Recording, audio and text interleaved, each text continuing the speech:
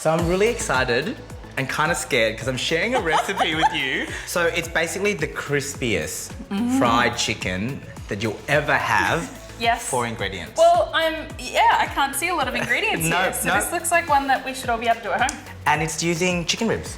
And it's gluten-free as well. They're so little, I would almost call them riblets. Yeah, they're really cute, aren't they? Look at that. Excellent. So you can eat several of them seeing as they're so little, right? Well, basically 100%. And also, the ribs actually come from the collarbone.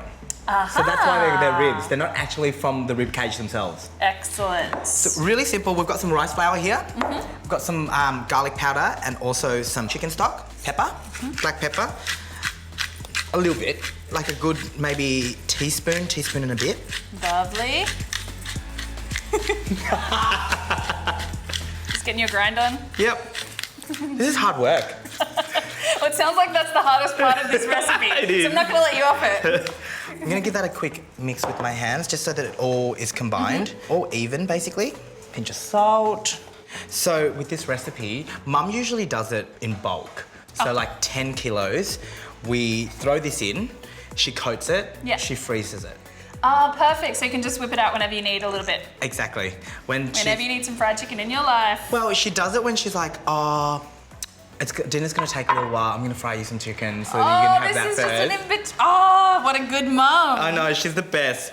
So what you want to do is you want to really coat the pieces of chicken in the flour. Right now it's looking really, really dry. Okay. But what happens after this is we place it in the fridge for about an hour. Yep. And then the flour becomes quite wet. The juices so it becomes a bit more paste. Yeah, it becomes paste-like.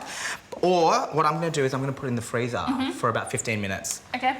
So that's changing from a floured chicken to a battered chicken. Yeah, because of the natural juices from the actual chicken itself. Excellent. So as you can see, still very dry.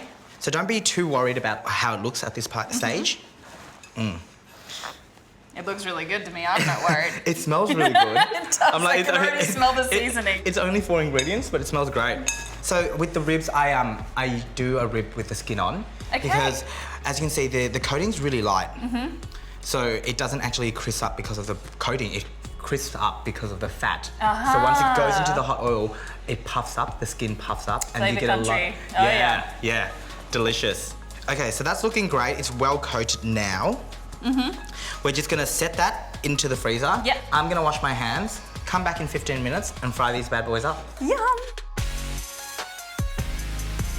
So the chicken was in the freezer for 15 minutes. It's had time to settle. As you can see, it's not as powdery. It's now quite pasty. And it's really stuck to the chicken. Yeah, it's really stuck to the chicken.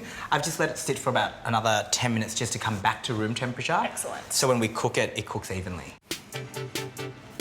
Oh, that sound. And I love that you didn't drop it in from a height. You're being really careful, just placing them in gently. Yep, just maybe like 3 or 4. So you don't want to overcrowd. No, because you're putting the chicken in, it kind of brings the oil temperature down as well. And you don't want to drop the temperature too much. You want it to do what it's doing. So I like that you're doing it in batches because it means that I can eat while you continue to cook. Love that. So this will probably take about 5 or so minutes. Okay. 3 to 5 minutes until the outside is really golden. And then we can take it off and strain the excess oil. It's already starting to look really crispy. Excellent. So you've used what you've called ribs here, which is a part of the collar. The collar, but could you use any other kind of cut of chicken? Yeah, well, you could use chicken wings. Okay. So you want a piece of chicken that has high fat content. Okay. And the wings are perfect because of that skin as well, so it does puff up and get crunchier. And so these ones have got only 1 bone, so the wings have got a 2. couple, so it might need a bit more cooking time? It definitely needs a little bit more cooking time. The reason we actually use ribs as well is you can just kind of eat it and pull the rib out. The bone out. Excellent. Yeah, so it's just no fuss, no mess, really simple, really easy. I wouldn't use something like a breast because it dries out. Okay. Because there is no bone.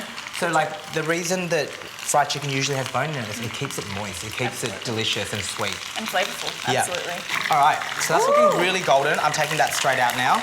Onto here to just get rid of that excess oil. You can sort of see all of the bubbles in the skin. It's gotten more plump. Yeah. Like before when it went in, it was quite small and it just kind of increases in size as well. So I'm just gonna finish frying this, strain the rest of it, do a couple more batches, and then we'll come back and give it a go. All right, so that's all done now. Do you want a taster? Yes, yeah.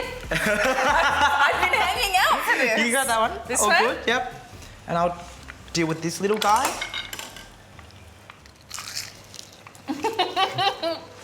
Yum. You can hear the crunch. And it's juicy. Oh my This God. is a very satisfying snack.